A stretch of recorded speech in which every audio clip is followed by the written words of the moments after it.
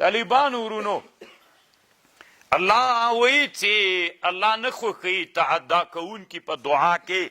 تعدا کوونکي په دعا کې څوک دي طالبانو ورونو؟ یو دا ده چې دعا کوي ډیره په زور یې کوي، دا الله نه خوښوي. یو دویم دا ده چې په دعا کې د انبیاو مرتبه غواړي. الله پاک عیسی علیه السلام غوندې مې کې، الله پاک موسی علیه السلام. طالبانو تعدا فی الدعا ده، دام ناروا ده. یا هغه شی چې محال وي، لکه مثلا وی الله پاک د شیطان دیم جنت ته نه ویستلی وي، ایمان دی پرې راوړی وای، او ابو جهل دی الله پاک جنت. طالبانو هغه دعاوي دي چې تعدا فی الدعا ده. او دلته الله بل وی وخفیتا. طالبانو ورونو بعضی حالتونو کې افضل دا ده چې دعا خفیه وسي. هغه حالت کې چې ریا نه ډارېږي، هغه حالت کې چې دا جهر باندې چاته تشویش پیدا کیږي. یو سړی په مانځه ولاړ ده، یو سړی ویده ده، یو سړی قرآن وی، یو سړی د علوم شرعیو په مطالعه په درس مصروف ته په زور دعا کوي، هغه کوي هغه حضور خرابوي. دلته افضل دا ده چې دعا څوک وسي خفیتن. او په بعضې حالتونو کې په جهر دعا وکړه.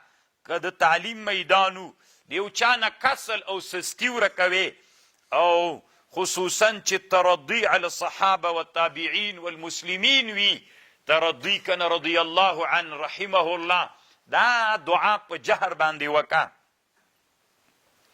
او خطبه بم په جهر باندې وایي. طالبانو روح المانی لیکلی دي داسې دعا کول چاته، یعنی خیرا کول چې الله ایمان ترنه سلب کې، الله پاک پلان کې نه ایمان واخلي، دا کفر نه ده. مفتابهی خبر داده دی وی چې دا کفر نه ده. او بل یو خبر داده طالبانو ورونو د دعا په اړه باندې، دعا خپل آداب لري. یو دا ده چې مستقبل القبله به، بل دا ده چې اوداسه به، بل دا ده چې لاسونه به پورته کوي اسمان طرف ته، او دعا به عامو مسلمانانو ته کوي. او د دعا دپاره خپل وختونه دي. باران وریده د افطار په وخت کې، د شپې ثلث اخیر په وخت کې، د قرآن د ختم په وخت کې دعاوې به کوي. نو طالبانو ورونو د دعاو د ادعیو دپاره علماو په دنیا کې خپل مستقل کتابونه جوړ کړي دي، ښه ښه کتابونه شته ده. نو بیا یې آداب د دعا هلته پکې ګورئ.